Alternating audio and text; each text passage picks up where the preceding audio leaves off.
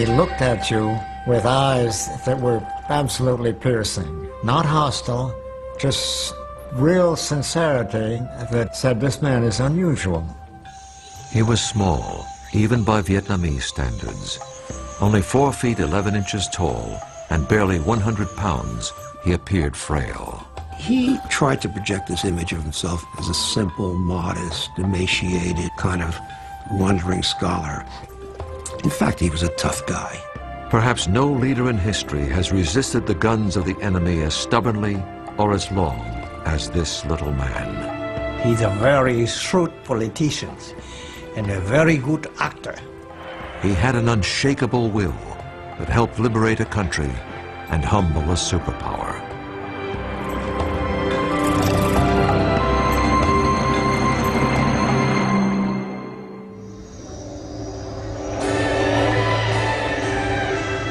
In the late 19th century, Indochina was France's most valuable colony. The French made huge amounts of money with rubber and rice exports, especially from the territory now known as Vietnam. Unfortunately, the native people received little or no benefit of this wealth. They had few rights within their own country and little hope for a better life. Life was only slightly better for the family of Ho Chi Minh. What we do know about his family generally is that they were upper class or gentry, as were all the communist revolutionaries. Ho Chi Minh's father, Huynh Sinh Soc, came from the village of Kim Lien in Nghệ An, a poor province in central Vietnam. On May 19, 1890, his wife gave birth to their third child and their second son. He was named Nguyen Sinh Kung, but would one day be known around the world as Ho Chi Minh. When Ho turned 11, tragedy struck the family. While his father was away, his mother died shortly after giving birth to a third son.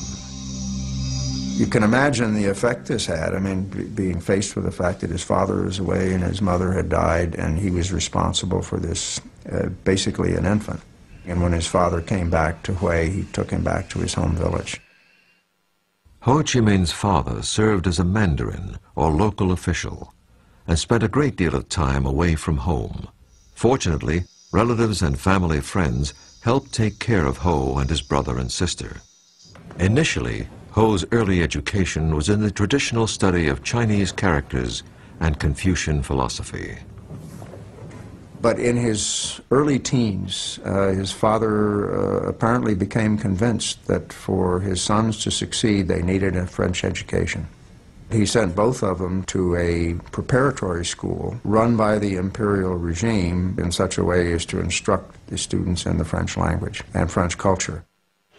Though Ho's father worked for the imperial bureaucracy, he routinely criticized it for so easily relinquishing the country's independence to the French. He was recalled to Hue, and eventually he was dismissed entirely from the bureaucracy. And it's at that point that his life fell apart. And he went to Saigon. He took a job for a while on a rubber plantation. Later he sold traditional medicines. Ho's father spent the rest of his life wandering the countryside, struggling to make a living, while Ho lived in Hue. He saw less and less of his father. This had a great impact on Ho. He also believed that his father had been punished for simply saying what everyone knew was true. Most Vietnamese suffered greatly at the hands of their colonial masters. Those who protested or even complained were often imprisoned, beaten, or even killed by the omnipotent French colonials. In 1908, at the age of 17, Ho was studying at the prestigious National Academy in Hue. One day, a group of farmers marched past the school, protesting the high level of Mandarin corruption and excessive taxation.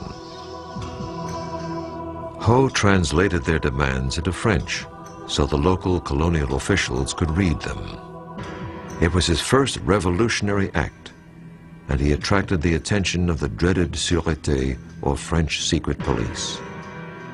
The next day, Ho was summarily expelled from the academy, It was his last day of formal schooling in Vietnam.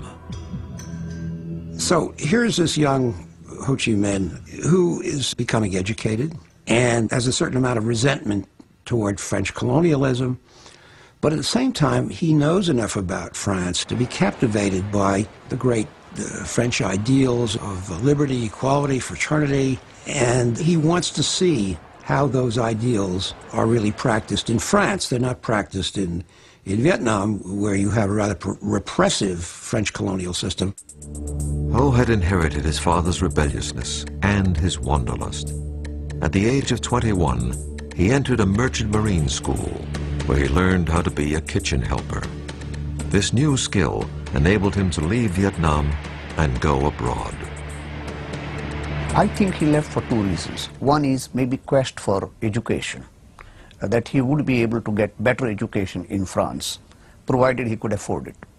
Second, he probably did not see much of an economic opportunity in Vietnam at that point of time. Ho was hired by the French passenger liner, the La Touche-Treville. And in 1911, began an odyssey that would take him to nearly every corner of the world.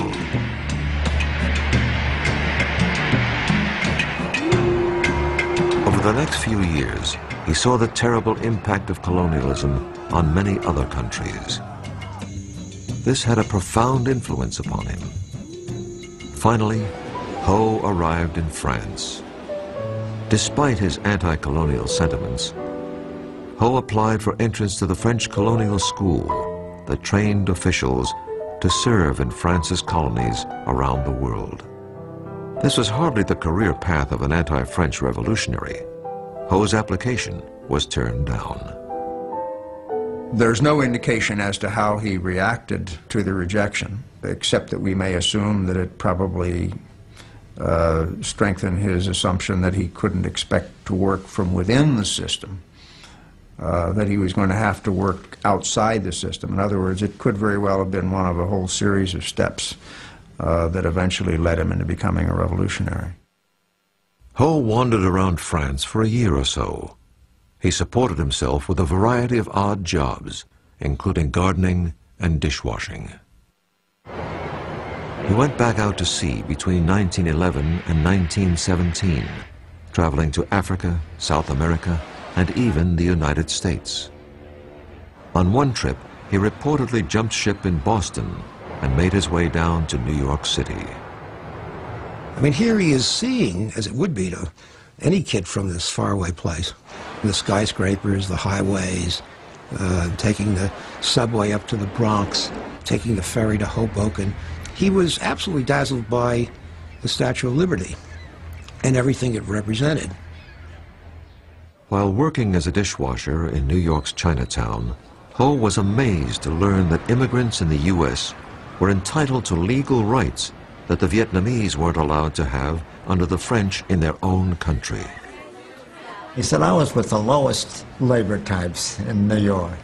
There were blacks, there were Chinese, and they weren't quite as well treated as the Anglo-Saxons. But he said, you know, they could all vote. And this impressed him tremendously. Shortly before the start of World War I, Ho left America and sailed to England. He found work in the kitchen of the famous Carlton Hotel under the legendary French chef Escoffier. Escoffier is very impressed by Ho because Ho speaks French, because he's very courteous, and eventually is promoted to being the assistant pastry chef. While in London, Ho had met many other passionate anti-colonialists from places like India, Africa, and Ireland. These contacts rekindled Ho's own nationalist notions. He rededicated himself to liberating his homeland. In 1917, he decided to forego a promising career as a pastry chef and move to Paris. He would learn how to become a revolutionary.